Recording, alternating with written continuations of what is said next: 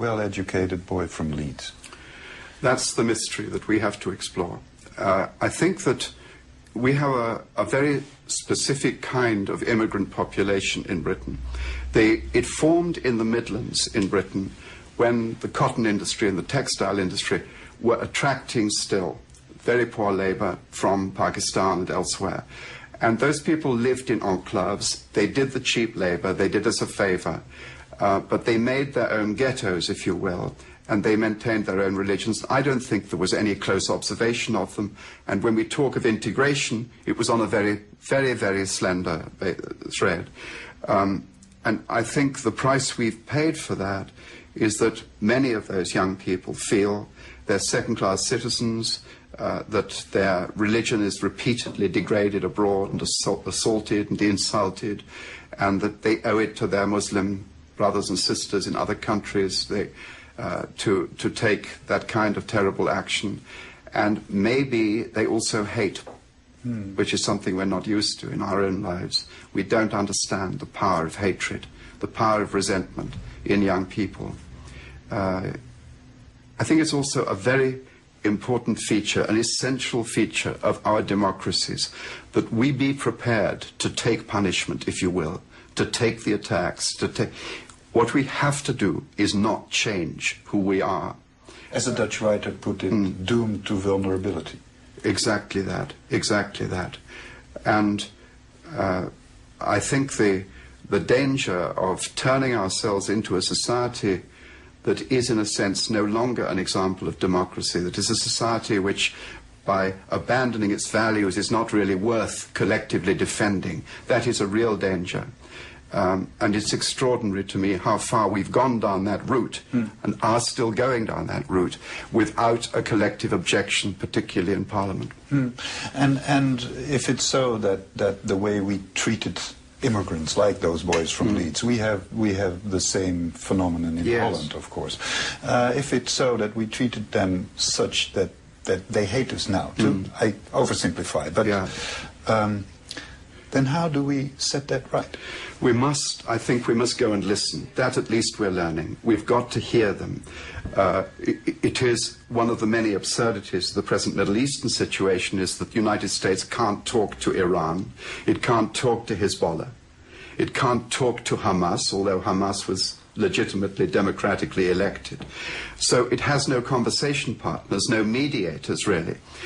We have to be able to listen to the most fundamentalist and the most unpleasant views in order to get the root of how they formed and how they mustn't form again and how we deal with them as they now exist.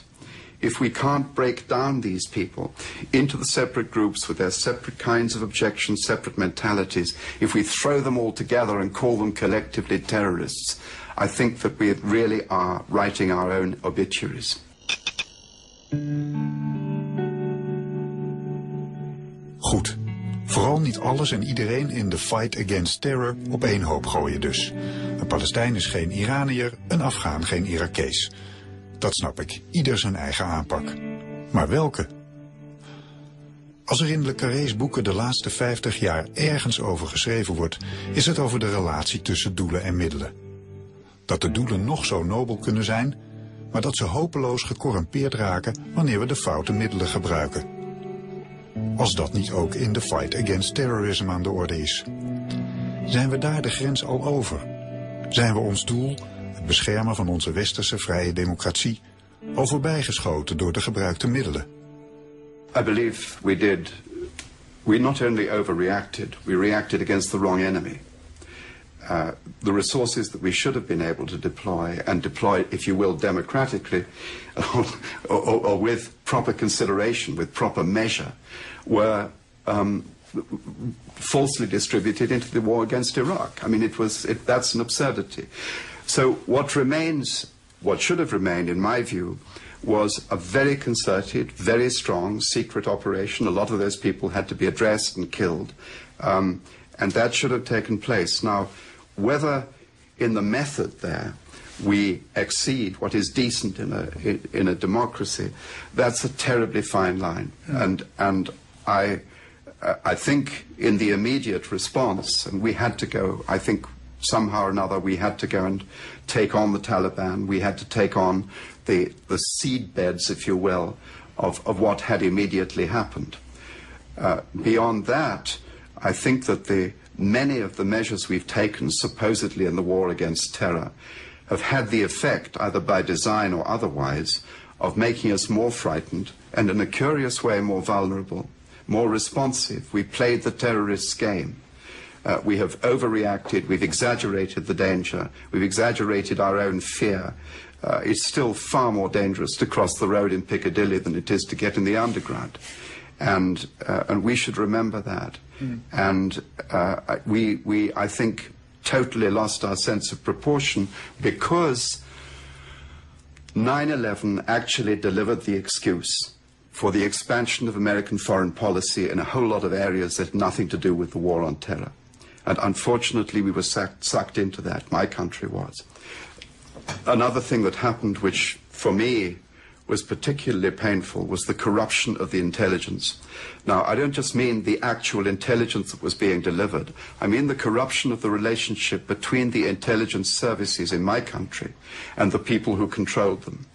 In my brief period in that world, we did see ourselves as monks of a kind.